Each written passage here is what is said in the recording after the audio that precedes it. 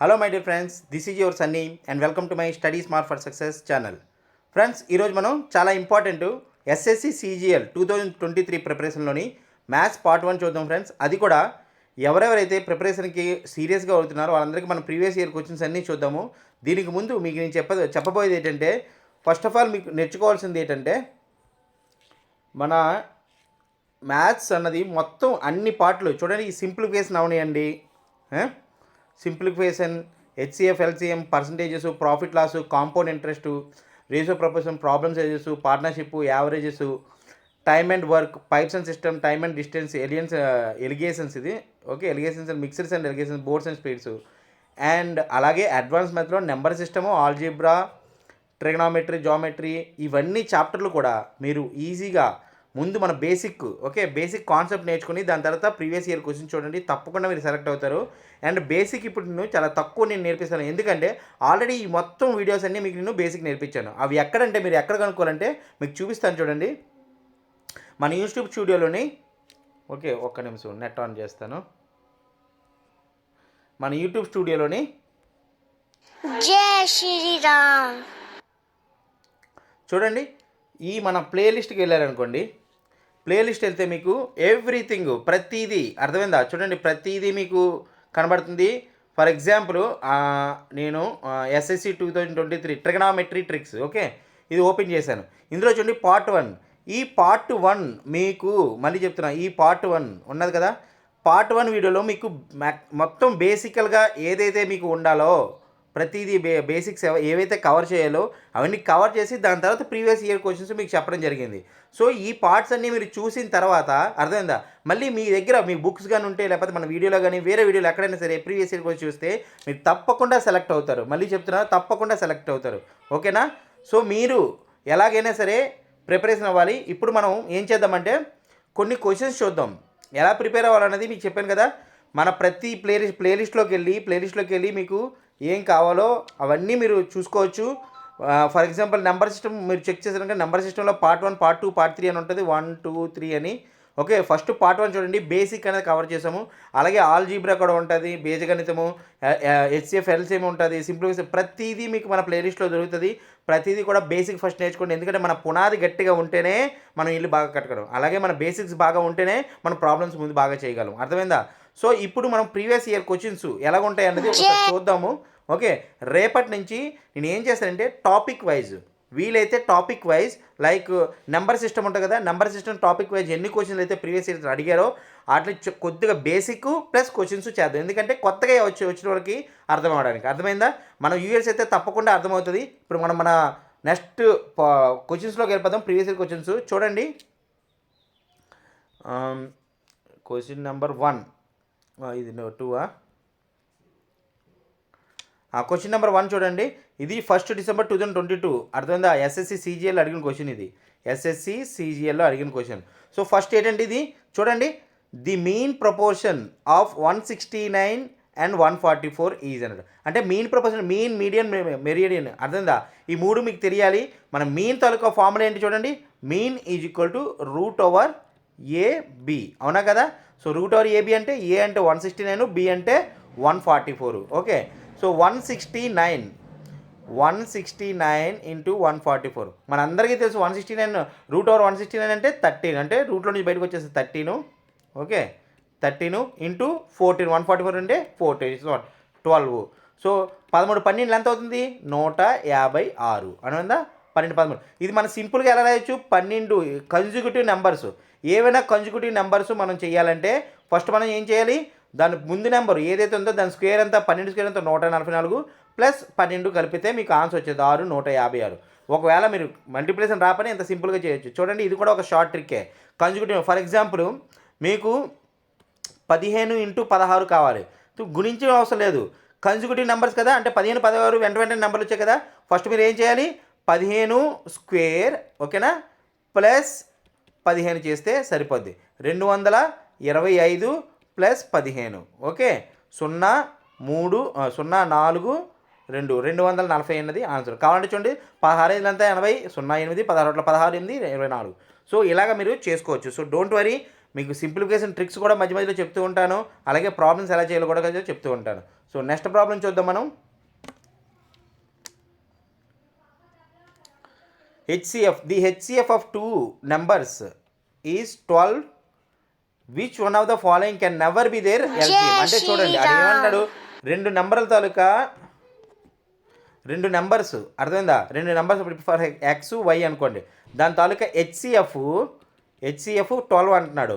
దాని ఎల్సిఎం ఏది can never be అంటే ఏది ఇందులో ఎల్సిఎం అవుతుంది. Simple example, okay, product of X into Y, product of numbers is equal to LCM into HCF. ఈ formula మీకు తెలుసు కదా, ఇది మీకు హెచ్సిఎఫ్ ఎల్సిఎంలోని మీ పార్ట్ 1 పార్ట్ 2 వీడియో చూస్తే మీకు తప్పకుండా తెలుస్తుంది. అందుకే చెప్తున్నాను, ఇది జస్ట్ మీకు మోడల్ పర్పస్గా చెప్తున్నాను, అర్థమైందా. ఇది కూడా SSC CGL December 2022లో అడిగిన క్వశ్చనే, అర్థమైందా. సో ఇందులో మనకి ఏంటి బేసికల్గా ఏ హెచ్సిఎఫ్ అయినా, ఏ టూ నెంబర్ హెచ్సిఎఫ్ అయినా, ఓకే, ఎల్సిఎంతో అవ్వాలంటే అది ఎల్సిఎం డివిజిబిలిటీ ఉండాలి, అర్థం అంటే ఎల్సిఎంతో తెగి ఉండాలి. అది ఏంటి, ఇది హెచ్సిఎఫ్ ఏంటి ఉన్నది 12. సో 12తో తప్పకుండా అది మల్టిపుల్ అయితేనే అది అవుతుంది, అంతే కదా. హెచ్సిఎఫ్ 12 కదా, ఈ ఎల్సిఎం కూడా 12 డివిజిబిలిటీ అవుతుంది కదా. సో 12తో ఏకతో 12 ఆల్ 72, ఇది తెగిపోద్ది. సో ఇది అవసరం లేదు, ఓకేనా, ఇది కాదు. అందుకే 12 5 60 ఇది తెగిపోద్ది, 12 7 84 తెగి, కానీ 90 తెగదు. అంటే this is can never be LCM, అర్థమైందా. ఐ హోప్ మీకు అర్థమైందా అనుకుంటాను. సో నెక్స్ట్ ప్రాబ్లం చూద్దాము. చూడండి మూడో problem, P and Q can complete A project in 15 days and 10 days. అంటే P అన్నవాడు 15 days కంప్లీట్ చేస్తాడంట, Q అన్నవాడు 10 days కంప్లీట్ చేస్తాడంట. సో ఇదేమన్నా respectively they started they working together but after 2 days, అంటే 2 రోజుల తర్వాత ఇక్కడ రాసుకుందాం, 2 days తర్వాత, okay, Q had to leave, అంటే Q అన్నవాడు వెళ్ళవలసి వచ్చింది, అంటే పని వదిలేసి వెళ్ళవలసి వచ్చింది. ఎవరు, Q. సో Q అన్నవాడు 2 రోజుల తర్వాత మైనస్ అయిపోతుంది అనమాట. So P alone complete the remaining work in how many days was the whole the work completed, అంటే ఎన్ని రోజుల్లోని మొత్తం వర్క్ కంప్లీట్ అయిందని అడుగుతున్నాడు. సో ఇందులో మీరు ఏం చేయాలి, ఫస్ట్ ఆఫ్ ఆల్ మీరు చేయాల్సింది మన ఎల్సిఎం మెథడ్ ఉన్నది కదా, ఎల్సిఎం మెథడ్ 30, ఈ రెండింటికి ఎంత 30, ఎందుకంటే 15కి 10కి ఎల్సిఎం ఎంత 15, తర్వాత నెంబర్ ఎంత 15 రెళ్ళు ఎంత 30, 10తో 30 తెగుతుంది, రైట్. సో ఇదే ఎల్సిఎం అవుతుంది, 15 రెళ్ళు ఇక్కడ, 15 మూడు ఇక్కడ, ఓకే, 13. సో ఎఫిషియన్సీ అనేది ఇది టోటల్ వర్క్, ఓకే, ఇది ఎన్ని రోజులు చేస్తున్నారు. సో ఎఫిషియన్సీ P తాలూకు ఎఫిషియన్సీ 2, Q తాలూకు ఎఫిషియన్సీ 3, ఇద్దరు కలిపి ఎన్ని రోజులు చేస్తారు 2 రోజులు, అంటే 2 ఇంటూ ఇద్దరు కలిపి ఎంత 2 + 3 అంటే 5 కదా, అంటే 2 × 5 = 10 రోజులు. 10 ఆల్రెడీ 10 వర్క్ అయిపోయింది, మొత్తం టోటల్ వర్క్ ఎంత 30, అవునా. సో టోటల్ వర్క్ 30 అయినప్పుడు -10 వరకు తీసేస్తే ఎంత మిగిలింది, రిమైనింగ్ వరకు 20 మిగిలింది, 20 యూనిట్ల వరకు మిగిలింది. సో 20 యూనిట్ల వరకు ఎవరు చేయాలి మిగతా రోజులన్నీ, Q అన్నవాడు వెళ్ళిపోయాడు. అంటే Q అంటే ఎవరు, Q అన్నవాడు అంటే ఏదైతే ఎఫిషియన్సీ Q ఉందో వాడు వెళ్ళిపోయాడు. సో రిమైనింగ్ ఎఫిషియన్సీ ఎంత 2, ఓన్లీ P అన్నవాడు చేశాడు, P ఎఫిషియన్సీ ఎంత 2. సో రిమైనింగ్ వర్క్ 20 అంటే remaining work divided by P efficiency అన్నమాట. సో డివైడెడ్ బై 2, ఎన్ని రోజులు పడుతుంది దీనికి 10 రోజులు పడుతుంది. కానీ వాడు ఏమడిగాడు, రిమైనింగ్ వర్క్ రిమైనింగ్ డేస్ అని అడగలేదు, మొత్తం వర్క్ ఎన్ని రోజులు అయిందన్నాడు. సో ఈ 10 రోజులు ప్లస్ ముందు ఎన్ని రోజులు చేశారు 2 రోజులు. సో 10 + 2 ఎంత 12 రోజులు. సో ఆన్సర్ B 12 రోజులు పడుతుంది అనమాట. ఐ హోప్ మీకు అర్థమైంది అనుకుంటాను ఫ్రెండ్స్. ఓకే, నెక్స్ట్ ప్రాబ్లం చూద్దాం. ఏమనుకోకండి, మొబైల్లో సెటప్ చేసిన ల్యాప్టాప్ ప్రాబ్లం ఉండడం వల్ల మొబైల్లో కొద్దిగా సెటప్ చేయాల్సి వచ్చింది, అందుకనే మెల్లిగా ల్యాప్టాప్ రిపేర్ అయిన తర్వాత మనం ల్యాప్టాప్లోకి వెళ్ళిపోతాం, అప్పుడు అందరికీ హ్యాసల్ ఫ్రీగా ఉంటుంది, ఓకేనా. ఈ నోటిఫికేషన్స్ ఇవన్నీ ప్రాబ్లం ఉండదు.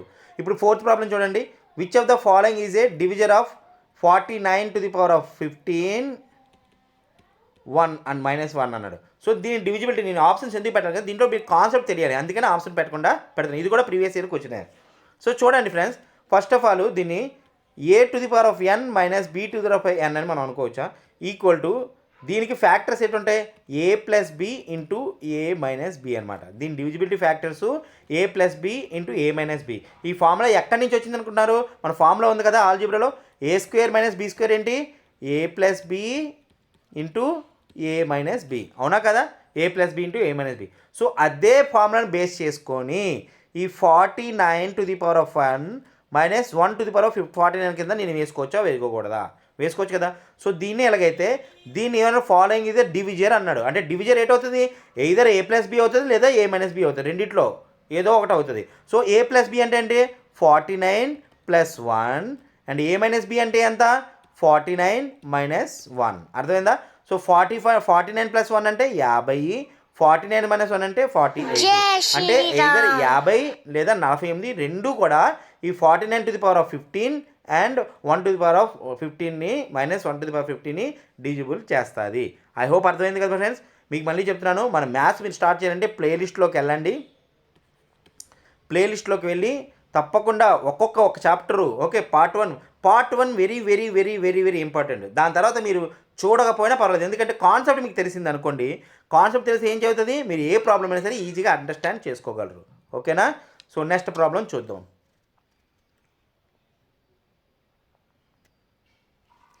చూడండి, fifth problem 2500 2500 when invested for 8 years అంటే ఇది ప్రిన్సిపల్. ఓకే, ఇన్వెస్ట్మెంట్ అన్నాడు, ఇది ప్రిన్సిపల్. 8 years అంటే time at a given rate of simple interest rate per year. Amount to 3725 అంటే అమౌంట్ ఆన్సర్ ఏంటి? అమౌంట్ అంటే ఏ ఈజ్వల్ అవుతుంది, ప్రిన్సిపల్ ప్లస్ ఇంట్రెస్ట్. అర్థమైందా? ఇది ఏ ఇంట్రెస్ట్? సింపుల్ ఇంట్రెస్ట్ అంటే ఎస్ఐ, ప్రిన్సిపల్ ప్లస్ ఎస్ఐ. ఓకేనా? Net what was the rate of interest paid per annum అంటే per annum ఎంత పెయిడ్ అని. ఇందులో మీకు సింపుల్ ఫార్ములా తెలిసి కూడా సరిపోతుంది. ఎస్ఐ ఈజ్వల్ టు ఎంత? PTR divided by 100. ఇక్కడ ఎస్ఐ మనకు ఆన్సర్ ఏంటి? SI equal to amount minus principal. Amount ఎంత ఇక్కడ? 3725 అండ్ ప్రిన్సిపల్ ఎంత? 2500. సో ఆన్సర్ ఎంత వచ్చి ఆన్సర్ అంటే ఎస్ఐ ఎంత అవుతుంది? 1225 అంటే 1225. సో 1225 ఇక్కడ వేసుకుంటారు. పి మనకు ఆల్రెడీ తెలుసు 2500 అండ్ టీ మనకు తెలియదు, మనం టీ కనిపెట్టాలి కాబట్టి టీ ఇక్కడ వేసుకుంటాము. అండ్ ఆర్ టీ 8 సంవత్సరాలు కాబట్టి ఆర్ మనం కనిపెట్టాలి కదా, ఆర్ ఇక్కడ వేసుకుంటాం డివైడెడ్ బై 100. ఇప్పుడు ఇది మీరు ఈజీగా మనం చేయొచ్చు. 0 పోతుంది, 0 పోతుంది. 25 ఒకట్లు, 25 4 100, 29 25. సో ఆర్ ఈజ్వల్ టు ఏమవుతుంది? 49/8. ఆన్సర్ చూద్దామా? ఓకే, పాయింట్లో ఉంది కాబట్టి 8 6 ఎంత? 48. ఒకటి ఉంది కాబట్టి 8 2 అంటే 6.25. 6.25 ఉంది కదా? ఎస్, 6.125. 6.125. ఓకే, ఆన్సర్ అనేది 6.125 ఆన్సర్ అవుతుంది. ఐ హోప్ మీకు అర్థమైంది అనుకుంటున్నా ఫ్రెండ్స్. సో నెక్స్ట్ ప్రాబ్లం చూద్దాము. ఇది కూడా మన ప్రీవియస్ ఇయర్ క్వశ్చనే ఫ్రెండ్స్, 1 December 2020లో అడిగిన క్వశ్చను. సో ఇందులో చూడండి, ఇది కూడా చాలా మంచి కాన్సెప్ట్ ఉన్న ఇది మీరు నేర్చుకోవాలని చెప్పి ఇప్పుడు క్వశ్చన్ అడుగుతున్నాను. రేపటి నుంచి మీకు టాపిక్ వైజ్గా ట్రై చేస్తాను. అదే అన్నీ సెగ్రిగేట్ చేసి టాపిక్ వైజ్ ఏ క్వశ్చన్స్ వస్తాయో కావాలంటే 2-3 పార్ట్లోనే చేద్దాం. కానీ మీరు తప్పకుండా క్వశ్చన్స్ మాత్రం ప్రిపరేషన్ చేసుకోవాలి. అప్పుడే మీరు ఎక్కువ అంటే 70% మీకు ప్రీవియస్ ఇయర్ క్వశ్చన్స్ అడుగుతాడు, 30% మీకు కొత్త క్వశ్చన్స్ అడుగుతాడు. అంటే 70% మీరు ప్రీవియస్ ఇయర్ క్వశ్చన్ చేసినా మీరు ఈజీగా గో త్రూ అవ్వగలరు. అర్థమైందా? సో ఆన్సర్ క్వశ్చన్ చూడండి. The length and breadth of a rectangle అంటే ఒక రెక్టాంగిల్ తాలూకా లెంత్ బ్రెడ్త్ 8% ఇంక్రీజ్ అయ్యంట. అంటే 8% ఇది ఇంక్రీజ్ అయింది, 5% బ్రెడ్త్ కూడా ఇంక్రీజ్ అయ్యింది. అర్థమైందా? So by how much percentage will the area అవుతుంది టోటల్. చూడండి, ఇలాంటి క్వశ్చన్స్ ఏం లేవు. అర్థమైందా? Effective interest rate, effective percentage formula ఏంటి? Effective percentage formula A plus B plus AB divided by 100. అంతే కదా?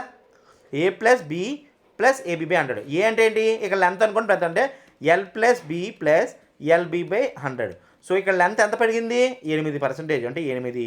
బ్రెడ్త్ ఎంత పెరిగింది? 5% అంటే 5 ప్లస్ 8 × 5 డివైడెడ్ బై 100 అంటే 40/100 అంటే 13 ప్లస్ 40/100 అంటే 13.4 ఉన్నదా? 13.4 ఆప్షన్ ఏ 13.4 మనకి ఆన్సర్ అవుతుంది.